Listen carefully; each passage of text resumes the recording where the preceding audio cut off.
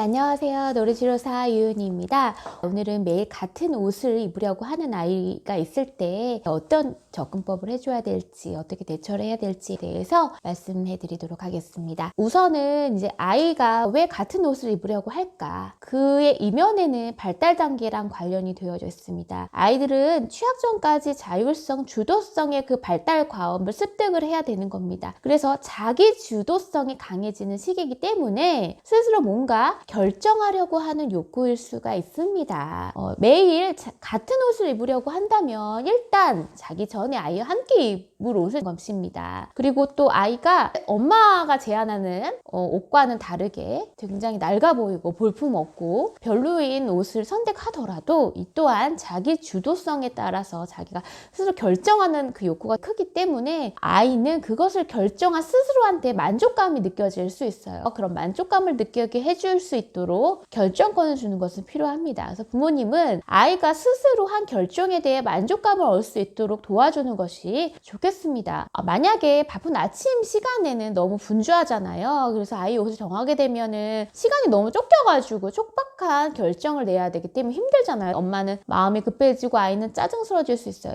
이렇게 되면 옷 결정으로 시작돼가지고 갈등이 다른 걸로 확대돼가지고 시간 끌기 등 다른 문제 행동으로 또 확장이 될 수 있어요. 그래서 자기 전에 미리 아이와 옷을 결정하는 시간을 갖는 것이 좋습니다. 옷을 고를 때는 눈에 보이는 곳에 걸어 놔서 입기로 약속했다는 것을 잊지 않도록 상기시켜 주는 것들이 필요하고요. 부모와 아이가 모두 만족스러운 옷을 골랐을 때 아이의 선택에 칭찬을 해주면 아이는 자기 선택에 더 확신을 가질 수 있습니다. 두 번째로는 계절에 맞지 않은 옷은 눈에 안 띄게 정리를 해야 됩니다. 아이는 고집을 잘 피우기도 하지만 또 전환도 잘 하게 돼요. 그래서 한 가지 불만족스럽다 하더라도 부모님이 다른 주제로 관심을 돌리게 되면 바로 새로운 주제로 관심이 또 이동이 될 수 있습니다. 아이는 현재 상황을 몰입하기 때문에 계절에 맞지 않은 옷이라도 마음에 드는 옷이 눈앞에 있으면 그 옷을 입고 싶은 마음이 생길 수가 있어요. 그래서 옷 정리해 주시는 것,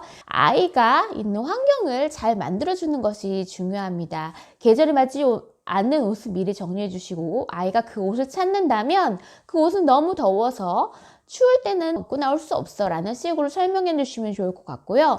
아이가 입고 싶어하는 옷과 비슷한 색깔의 옷이나 이제 요구에 맞는 것들, 소품들 비슷한 것들을 꺼내 놓아서 아이가 그 안에서 선택할 수 있게 해주시면 좋을 것 같습니다. 아이가 좋아하는 그 스타일이나 좋아하는 류가 있잖아요. 그러니까 그런 것을 몇 개의 더 준비를 하시면 좋을 것 같아요. 그 안에서 아이가 선택을 했다면 마음에 드는 옷이 없어서 속상했을 텐데 마음을 조절을 잘해서 골랐구나, 잘했네, 다른 선택도 참 잘하는구나 라고 격려해 주세요.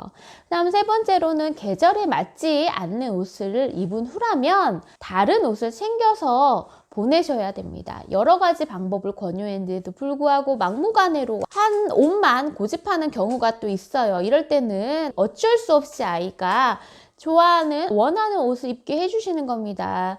왜냐하면 신랑이라 하다 보면은 서로에 대해 굉장히 분노의 감정을 일 수 있기 때문에 그런 거예요. 부모님의 강한 권유와 회유, 질책 이런 것이 더 부정적인 상황을 만들게 하고 강화시킬 수가 있습니다. 그런 거기 때문에 좀 조심해야 되겠죠. 그리고 이제 시작은 옷으로 시작했지만 점점 옷이 아니라 다른 것으로 또 트집을 잡을 수도 있기 때문에 그런 거예요. 아이가 이미 계절에 맞지 않는 옷을 입었다면 유치원이나 어린이집을 가야 된다면 가방에다가 계절에 맞는 옷을 따로 넣어서 준비를 해야 되는 거죠. 때로는 주변의 친구들이 너 옷이 이상해라고 안 좋은 피드백을 받을 수도 있어요. 그럼 아이들이 마음이 바뀌어서 옷을 갈아입을 수도 있는 기회를 또 주셔야 됩니다. 그리고 때로는 선생님께도 권유를 부탁해서 엄마가 이야기하는 것보다는 선생님이 뭔가 권유를 했을 때 아이들이 좀 더 선생님한테 인정받고 싶은 욕구, 칭찬받고 싶은 욕구, 그다음에 권유가 더 잘 먹히기 때문에 선생님의 도움들을 요청해 드릴 수도 있습니다. 내가 처음에 선택은 좀 잘못했지만 그래도 다른 선택을 하니 좀 괜찮아졌구나 라고 해서 다른 선택에 따른 정서의 느낌들도 같이 나눠보시면 좋을 것 같고요. 네 번째로는 매일 같은 옷만 입겠다고 한다면 같은 옷을 여러 벌 준비를 하는 겁니다. 매번 같은 옷만 입으려고 한 아이가 있죠. 빨 수도 없고 곤란할 텐데 완전히 똑같은 옷만 찾게 되는 경우가 있는데 살 수 없는 경우가 있잖아요. 뭐 선물 받았거나 이랬을 때.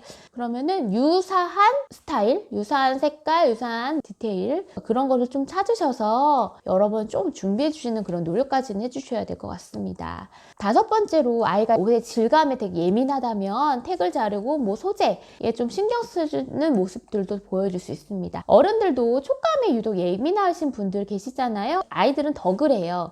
오감이 섬세하게 발달했거나 촉감이 예민해서 어떤 니트 재질이나 뭐 까슬거리는 거, 뻣뻣한 것들을 힘들어하는 경우도 있을 수 있어요. 이런 경우에는 일상생활에 방해가 되지 않도록 도와주는 것이 필요합니다. 어른도 불편한 옷을 입고 있으면 하루 종일 입고 있으면 너무너무 신경도 쓰이고 짜증도 나고 일상생활에서 몰입을 할 수가 없어요. 친구들과 자유놀이를 하거나 선생님 말씀을 들을 때도 집중하기가 어려울 거예요. 그래서 우리 아이들이 뭔가 질감이나 예민한 반응들에 있어서 편한 소재의 옷만 찾는 것인지 또 한번 관찰을 해주시면 좋을 것 같고 새로운 디자인 소재 옷을 눈앞에 걸어 두셔야 됩니다. 왜냐하면 그 옷과 친해질 수 있는 시간이 또 필요한 아이가 있을 수 있어요. 어떤 아이들은 새로 산 옷도 거침없이 입지만 같은 옷을 입기 원하는 아이들은 새로운 것들에 대한 옷을 거부할 수 있어요. 그럴 때는 강요하지 마시고 그 아이가 옷과 친해질 수 있도록 아이 눈에 보이도록 걸어두세요. 한 번, 두 번, 세 번, 여러 번 그 옷을 보다 보면 익숙해지기도 하고 어느 순간 입어볼까라고 했을 때 자연스럽게 입어볼 수 있습니다.